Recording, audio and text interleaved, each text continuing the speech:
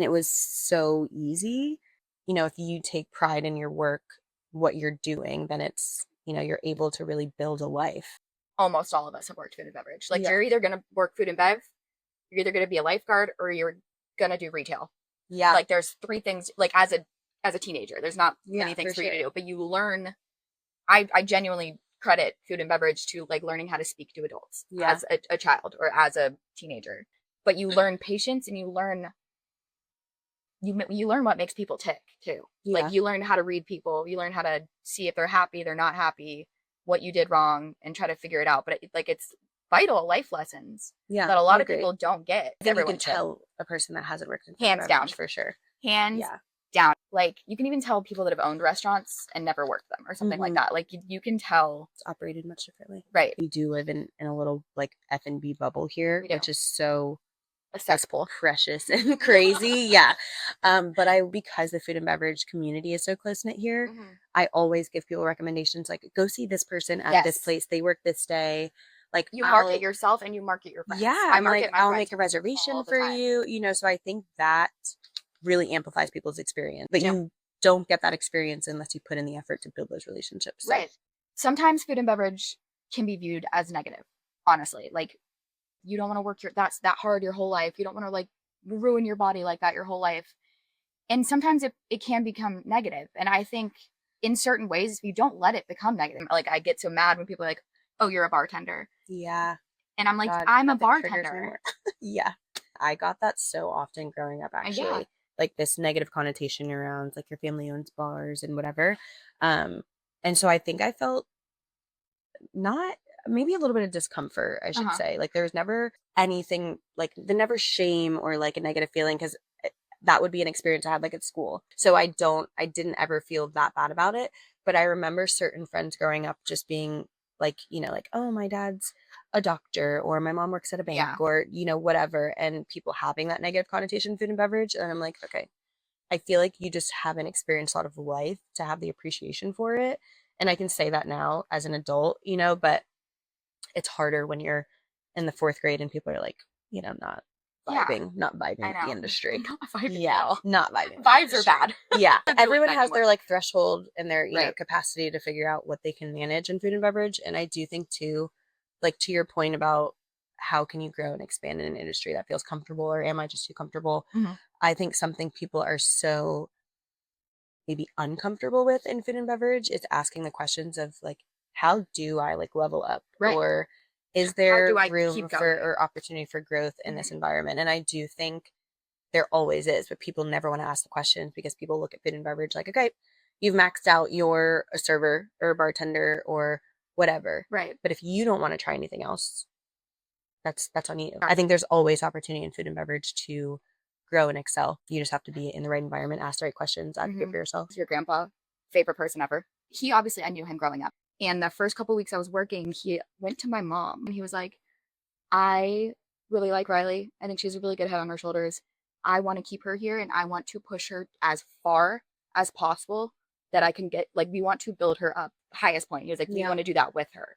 You feel valued too. And it's very important in food and beverage to show value. It made me so happy. Yeah, I love that. I think my grandpa did a great job of building an environment where that was his goal and his intention was for everyone to feel like family. So the answer is yes. What was the question? Literally. I know. That is always his motto and his philosophy. That is something growing up, especially in the restaurant, that was super irritating. Like, what do you mean the answer is yes?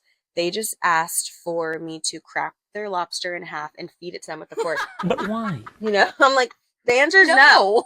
And it's not a bad thing. I think, when you're in the weeds and you're super busy, it feels really irritating. Right. In the moment, it does. Yeah, but that's how you get back to having those connections with people. Like, oh, thank you so much because I had this allergy, or I had, you went the extra mile, whatever. And that means so much to people. So that is something I think my grandfather instilled in all of us. Yes. What advice would you give to somebody going into food and beverage for the first time? Okay. I know, obviously, it's funny to say, like, if you're only in the weeds if you give a fuck. Yeah. Right? Hilarious. We love that. What I would say, though, is, like, actually, if you care more, if you go in and you're a hard worker, it makes all the difference. I look at my career food and beverage friends and family, and I look at the relationships that they have in the industry, and it's because they care. Even now, as someone that has taken a step back from the everyday food and beverage life, I know days of the week where people work. What I'm also going to do is avoid somebody, not in a bad way, but I'm going to avoid an environment where, like, okay, there's no one working there that's going above and beyond to make it, like, for the experience to be enjoyable. Right. So I think if you put in as much effort as you can into, again, just like showing up with a positive attitude. If you go in and you're just feeling shitty and you don't want to be there and you're not motivated, it shows so much and it's so irritating. And people feel that energy. I know that they're going to show up and be in a good mood and make me feel comfortable. Okay, now it's time for my favorite part. I'm so excited for this. Okay, me too.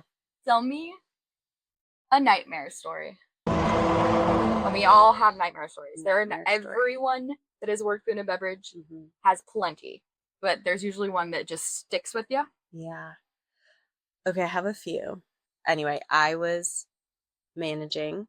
My parents went out of town, Mexico, whatever. And I remember, my mom left us like laminated sheets. Mom, nothing's going wrong. Here's everything you guys need to do. Don't fucking call me. Don't call me. Literally, don't call me. And we're like, girl, we got this. You got it. Let me tell you what, we didn't have that. We, for some reason that week, did like double the amount of business every single day.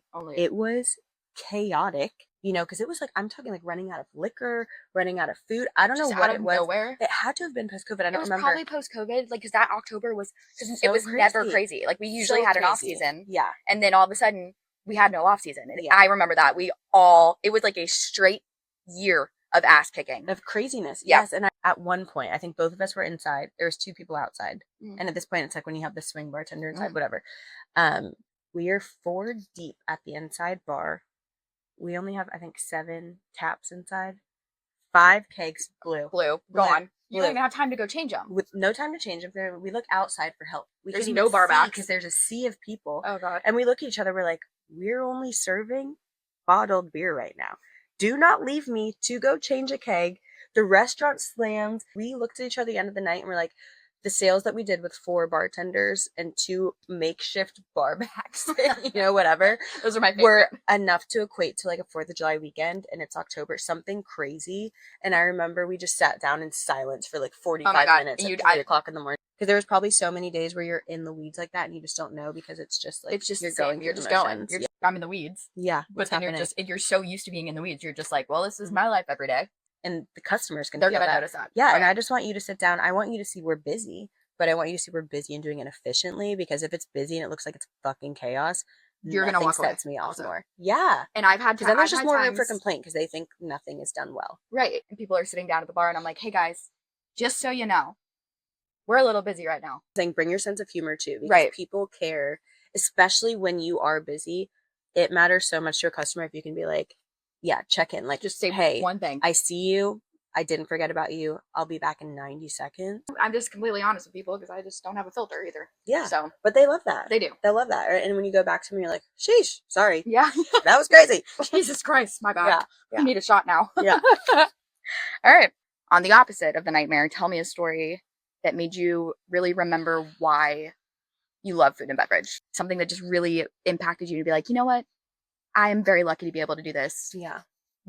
I mean, so many things, especially it being a family industry, I think makes it, like feel warm and fuzzy sometimes. But I do feel like recently being in this new season of life, like being a mom and experiencing all the things, people that would like reach out and like send us messages or send us little baby gifts in the mail. And I'm like, it means so much, but it's so, like, that's what I mean by building connections with people. And I think that's so important. Like, obviously meeting my husband in food and beverage. Right. Like, that to me, like I always tell people, like which is crazy, like I've never been on a dating app. So I'm like, what? And holy shit. I know, but I tell my I never clients, even thought about that. I tell my clients, I'm like, they're like, when they say like, hey, what happens? Like a girl walks into a bar, but I'm like, I walked into a bar. I saw this guy. I was obsessed with him. I remember that. He wanted nothing to do with me. That's fine. That is, to me, like the heart of food and beverage. Make friends, let become family. And I think that's really important. It's special. So if you could say one thing to customers, because like we're not allowed to like say, hey, what you're doing is pissing me off. Yeah. You just can't say that. But like, if you could ask or tell a customer one thing that would make your life easier as a bartender, what would you tell them? I mean, if I was unhinged, there's so many things I could say to customers. I know. Like 21 when I turned for, wow, it was unhinged. Doesn't matter. I would say, and this is something my grandpa would always also say to us, it costs nothing to be kind.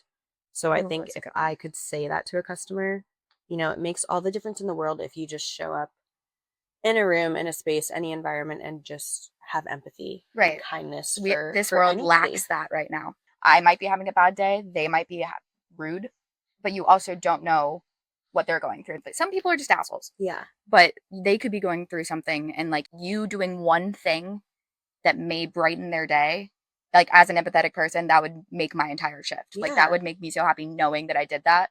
I think even as a customer, we forget that, yeah, these people have lives. Right. They're not here to just wait on you hand and foot every single day, even though that is their chosen career path, which is great. There's a respectful way to go about it. Yeah, and I do think a lot of people just miss the mark with how to appropriately communicate sometimes. As the person on the receiving end, like as, you know, a server, bartender, I'll remember more often than not the people that would be like, hey, like, how's your day going today? Right. You know, as opposed to like, hi, my name's Have a Sweet Tea. Yeah, that is so irritating. I worked with somebody that when they would be like, hey, how are you? Can I get you vodka soda? And they'd be like, hi, vodka soda. How are you? Oh my God, I've done that My too. favorite. I try and make a lot of intentional effort to get to know, especially regulars, to really get to know them. I just have a really dry sense of humor. No question about it. Very dry.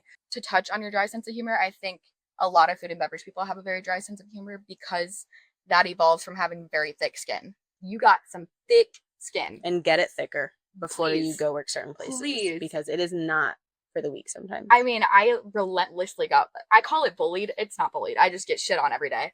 I don't give a shit. It's like, it's fun. Yeah, I mean. And some people just cannot handle it. Yeah, like they really. I can look at somebody and be like, you're not going to make it. I just know immediately, just based off of one conversation with you. Because I called you a pussy and you cried. Yeah. It's funny, though. I love it. You are a little family, even if everyone is, you know, in the weeds for however many months out of the year, you get together for the special times, and it's, yeah. And even though you're cussing each other out one day, we'll do it in the kitchen. I will fist fight somebody in the kitchen. I will chew your ass out. But then at the end of the night, when we're counting money and we're going to go out or we're going to go get a drink or something, I'm going to buy your first drink because I love you. Yeah, we're besties. Yeah, like it just happens. We're besties, but you did piss me off for 45 minutes. Yeah. And you're going to hear about it. You're going to be better tomorrow, but that's fine. To wrap it up, Jada, what puts you in the weeds?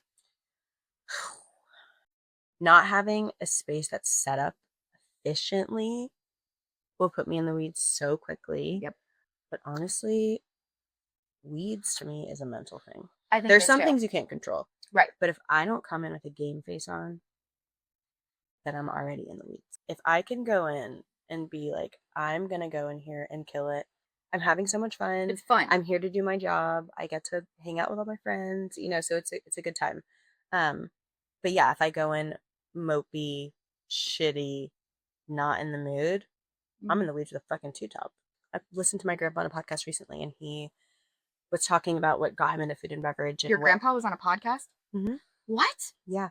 He was asking him about like legacy and like what does that carry for you and how did you get into the industry and, you know, all these questions. And my grandpa said, I think something that people forget is like we're in the people business. Right. You know, while this is hospitality and, you know, it's the restaurant business and we're serving food and we're serving drinks, like you're in the people business. Right. And that's something I take to heart like so much more now, especially in his passing, just trying to reflect on that and always be reminded of like, okay, we're here to build relationships and leave a mark and make people feel comfortable and welcome. Your grandpa was the best.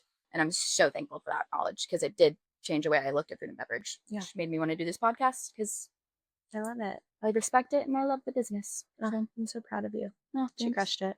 Crushed it. We both crushed it. Love it here. All right. Well, thank you. Thanks. That was so much fun. So fun.